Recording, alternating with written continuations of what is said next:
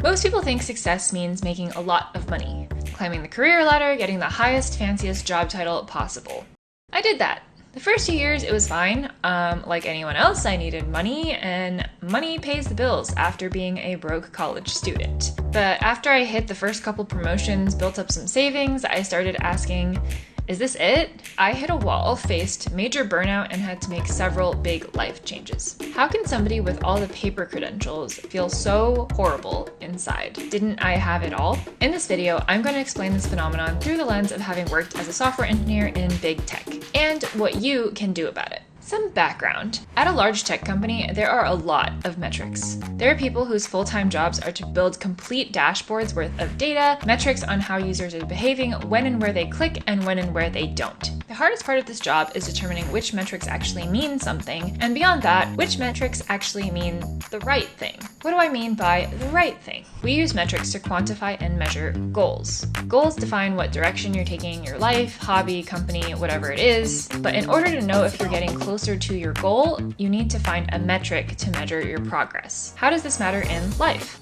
Well, for example, most people want to live a happy, fulfilled life. Say that's the goal. Most people use money and status metrics to measure happiness and fulfillment. The problem is, in this context, money and status are what we call vanity metrics. Vanity metrics are the metrics that make you look good on the surface, but don't tell the full story. For most people, more money doesn't directly mean that you are more fulfilled, or even better at your job. Same goes for status. In reality, the concept of happiness aligns better with freedom to use your time however you want. As for fulfillment, a clear purpose and drive for what you are doing. Money can buy products and services to free up time, and status can come along with finding purpose. They might be stepping stones or side effects of success, but not a true measure of how fulfilled or happy you really are. More examples of vanity metrics may include word count to measure how informative an article is, hours worked at a job as a proxy for how effective an employee is, subscriber count to measure how good a YouTube channel is. In my case, the paper credentials were the vanity metrics, and I failed to understand my true metrics for happiness and fulfillment.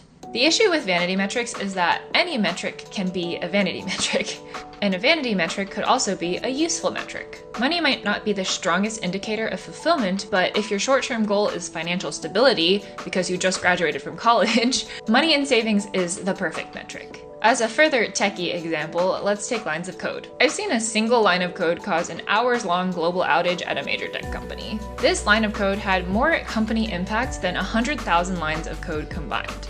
So, is the person writing 100,000 lines of code doing more work than the person writing one? It really depends. On the other hand, if your goal is to reduce file size, then yeah, the number of lines of code deleted is the exact metric to use. The point is, any metric can be a vanity metric, so it all depends on the context of your goal. Does this metric going up or down help me decide what to do next? If the answer is no, or I'm not sure, there's a very good chance that it's a vanity metric. So in the context of success, it all depends on how you define it. If you define it to be maximizing your pile of sand in life, then great. Make as much money as possible and you win.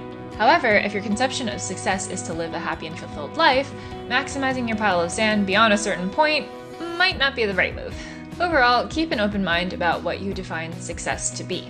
In life, if you're looking for freedom to spend your time how you want, doing what you want, your priorities can change depending on your age, financial situation, health, relationship status, etc. What could be the right metric to be chasing one month could be the complete wrong metric to be chasing the next month. Get really clear on what you want, what your short and long-term goals are, so you can avoid chasing the wrong thing. If you want more tips, stories, and action steps around mental health and mindset, you can subscribe to my newsletter. Link is in the description below. As always, thanks so much for watching, and I will see you in the next one.